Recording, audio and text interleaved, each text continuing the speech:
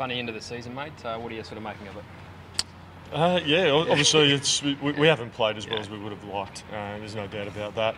And I think from batting point of view, we probably haven't quite scored the runs that we would have liked. We've had individual contributions at times, but probably not enough of those. Not enough of those match-winning performances or match-setting up performances.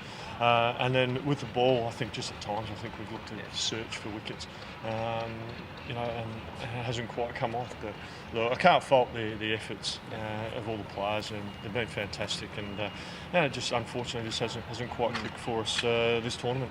Has Billy been injured, or was that a form thing the last couple of games? Or no, he hasn't been injured. I just thought we'd just give the big fella a bit of a break and give some other lads an opportunity.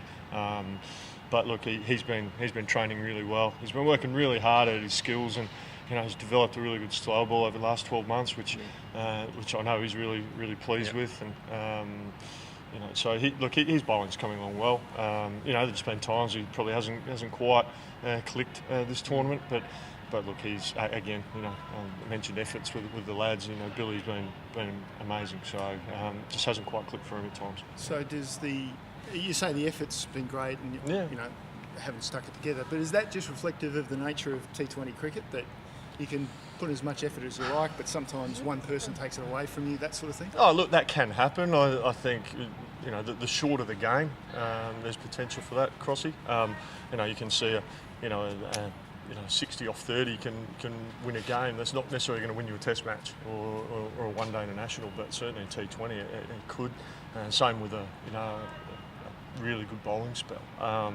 But look, as I said, at the end of the day, we just haven't been quite good enough. The other teams have outperformed us, and that's a good challenge for us going into next season's Big Bash. What can we learn from this Big Bash that can take us into that next one, and we can show improvements for next year. What have you learned? Because there was talk at the beginning of the season about your young squad and developing players, but what have you learned in terms of you and developing as a coach or as a group? Yeah, there's plenty of things we've learned. We've learned about adapting to situations, probably better, be quicker, reading games and adjusting our games. And I think that's something we spoke about a lot, about you come up with different situations, different surfaces, and how quickly we can adapt to those. And there have been times we probably just haven't quite done that. The intent's been there. And I think we've certainly learned about our batting intent.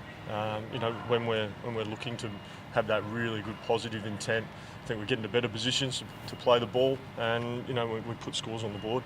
Jake Lehmann was talked up a lot ahead of this summer. What does he need to go back and work on? Yeah, Jake, we had some good conversations with Jake, and I kind of feel for him a little bit because I suppose the last couple of seasons his role has been in the middle order, and there have been times when he probably hasn't even had an opportunity to bat, and if he has had an opportunity, he's faced less than 6 balls. So it's hard to kind of get that experience, and I've given him a couple of opportunities in the top 3 as well, which we think may be a more suitable role for him in our side. And he's shown glimpses there, but certainly finding ways to continue to rotate the strike, finding those boundary options. They're the continual conversations that I have with Jake. I know he's had some really good chats with Michael Di Venuto and the coaching staff here at the Saka about how his game, and I know he's worked really hard last winter speaking to the Saka staff about his play against the slower bowlers, and he's certainly shown some real signs of improvement. Looking ahead to next season for the strikers, how would you go about recruiting? As in, will you take a different approach with who you bring in to this group? Well, we've got overseas wise, we'll have a look at that. Obviously, Rashid is part of our team going forward. Love to have Colin back if that's at all possible. We just have to look at the schedule and see what goes on there. But all intents and purposes, the conversations are very positive there. So we'll just have to wait and see. As for local players, most of our lads are locked in. So we've got absolute faith in our squad. There may be an opportunity to make some additions to our squad, but we'll have to sit down at the end of the tournament and have those conversations and go from there. Nice to get Trav back. Yeah, I was going to say, yeah. Yeah. bit stiff for him, but... yeah. Look, gutted for Trav, to be perfectly honest. I certainly believe that, he's in the best, Australian squad for limited overs cricket. Yeah. He's shown what he can do this summer. But having said that, we're delighted to have him back for any Big Bash game. He's our captain. I know he's excited about, tomorrow's game and, being able to lead the strikers out onto Adelaide Oval. So, as I said, we welcome our international players back with open arms, obviously. But look, at the same time, we'd love to see him, involved in the one-day setup. Do you know what he's been told that he has to do to get back into that one-day? I haven't spoken to him specifically about the one-day stuff. We tend to focus when he's back. We talk about the strikers and T20 stuff. It is inevitable. There's speculation about you and the Australian team now that the bowling role is up. Yep. Where do you sit with that? It's something that I haven't thought about, to be perfectly honest, Crossy. Look, I've got a contract here with the Adelaide Strikers. I've also got a contract with Sussex County Cricket Club. So, the plan is to respect those contracts and honour those. It's nice to be talked about, but at this point in time, I'm just focusing on my role here and my role at Sussex. With the contract, there's two things. There's no out in those contracts such that you can take up a job with the Australian team? I wouldn't say that there's no outs, but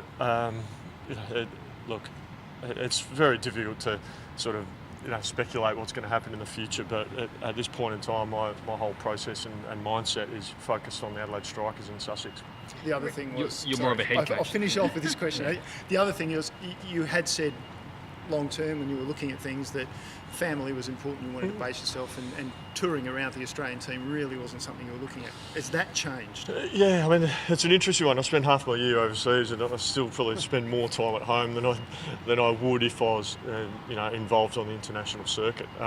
Look, I've said it before, we certainly have a young family, and for me to go on the road full time, 300 plus days a year, have to be something that I've been passionate about and something that I couldn't turn down. Could you see a role possibly working like Ricky Ponting has just done more assistant jobs here and there, where could you see that working with your commitments with Sussex, as in stepping in, helping the Aussie camp, stepping back? Oh, look, I haven't really thought about it, Nikki, to be perfectly honest. Look, the Australian team, the Cricket Australia, they've got my number if they ever want to have a conversation, and anywhere I can help. But, as I said, I'm committed to the Strikers, I'm committed to Sussex. More of a head coach than a bowling coach, aren't you, these days? Well, I actually haven't been an assistant for a long time. I did a little stint with the Australian side back in 2017 in T20s. I did a little 2-month stint with Kent a couple of years ago, and back in the early 2011, I did a stint in IPL. But other than that, I've been a head coach, so that would be something very different for me. What about Adam Griffith? Would he be a good candidate as a bowling coach for Australia? Well, I know he obviously knows Justin very well, and I know how tight they are, and I know Adam's a fine coach. Look, I suppose you'd have to ask him, but he's just taken on a role in Tassie and the Hobart Hurricanes, which having spoken to him, he's really enjoying. So that'd probably be a question for Adam, not me, mate.